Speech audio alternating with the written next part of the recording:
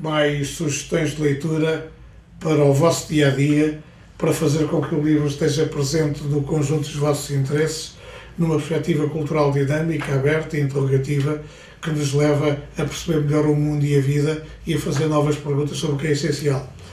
Talvez o caro telespectador não saiba que um homem chamado José Bensaúde, um judeu português, um verdadeiro gênio da matemática e da física, mas que foi também um idealista, ideologicamente na área da esquerda, acabou por ser determinante para que a Alemanha se adiantasse na corrida atómica. Ele foi capturado pelos nazis em França, foi enviado para um campo de concentração e aí ficou até alguém se dar conta de que podia ser útil aos intentos do Terceiro Reich. É um livro que é uma ficção narrativa, mas com uma forte componente de investigação. Luís Corredora. É uma edição cuidada pela chancela da Cultura, da editora Cultura, um livro que se lê com prazer e que nos ajuda a conhecer melhor essa época e, sobretudo, o percurso fantástico e único de José Bensaúde, judeu português, um homem da matemática e da física que acabou por estar na Alemanha e acabou por contribuir para os avanços dos próprios nazis nestes domínios fundamentais. Um livro que se lê com gosto e com prazer e que vale a pena ter e conhecer. Lê-se com gosto. Por falarmos do nazismo e desse período tremendo da história da humanidade, que foi o período do Holocausto, quero falar-vos aqui de uma edição com a chancela de Vogais, um livro que conta a história única, assombrosa e inquietante do capitão Witold Pilecki, prisioneiro 48-59 do campo de concentração de Auschwitz. Este homem, capitão do exército polaco, decidiu integrar-se num campo de concentração para ser testemunha física, presencial e também psicológica daquilo que foi a tragédia dos detidos e dos mortos do campo de concentração de Auschwitz. Ele teve uma ação única e absolutamente extraordinária de um herói. Foi enviando para fora do campo informações sobre o que era o Holocausto e o que era a tragédia daqueles que viviam e morriam diariamente no campo de concentração, e ele, sendo um oficial do exército polaco com a sua pátria invadida e destruída e infernizada pelos nazis, conseguiu construir um testemunho extraordinário sobre o inferno de Auschwitz, deixando um testemunho único na história do Holocausto, para se perceber melhor o que foi o Holocausto e como destruiu a vida de milhões de pessoas. Um livro que dá gosto de ler, até pela tragédia que narra e que configura numa descrição única e de um grande heroísmo.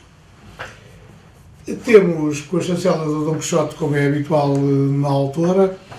um livro que se chama Cotidiano Instável, de Maria Teresa Horta, poeta, mulher da ficção narrativa também, uma figura central da história da literatura portuguesa nas últimas 5 décadas, que viu nas suas crónicas escritas entre 1968 e 72 e que mostram o que foi a evolução do seu pensamento cultural e também político nessa época. Um livro que nos ajuda a ver como ela pensou e como se relacionou nos acontecimentos que aconteciam em Portugal, nomeadamente, onde esteve sempre atento ao que se passou e onde foi uma inesquecível das Três Marias, com tudo o que escreveu e viveu nessa época e continua a viver e a escrever com coragem e imensa criatividade. Depois, um livro interrogativo e oportuno, de Judea Pearl e Dan Mackenzie, com a chancela de Temas e Debates, o livro do porquê, que fala da nova ciência, da causa e do efeito e, sobretudo, que reflete sobre o entendimento da causalidade, que veio revolucionar a ciência e está a revolucionar, isso é o mais importante para todos nós, para o mundo e para o futuro, o domínio da inteligência artificial. Um livro oportuno, útil a não perder. O último destaque vai para um livro português, de um português notável, um autor que é um grande compositor, maestro, que é realizador de cinema e televisão,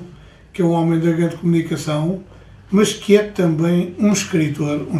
de grande talento, com vários livros publicados, livros de ensaios, de história da música, livros de ficção como Coca-Cola Killer, e que acaba de publicar ensaios sobre a surdez, com o prefácio do músico que veio para Portugal com o Opus Ensemble e aqui permaneceu com o seu talento e capacidade de fazer música e de comunicar. Este é um livro em que um homem da música escreve sobre a música e sobre a época contemporânea que tem vivido. Portanto, é um livro que tem memória, tem um registro ensaístico, que tem uma ligação forte com tudo aquilo que o envolve, envolvendo a música. É um livro que se lê com gosto e com prazer, porque tem muito da cadência musical que marca a sua própria obra, uma obra notável, que vai da sinfonia à canção, a canções que todos conhecemos e que temos na memória. Um livro que vale a pena ter e ler,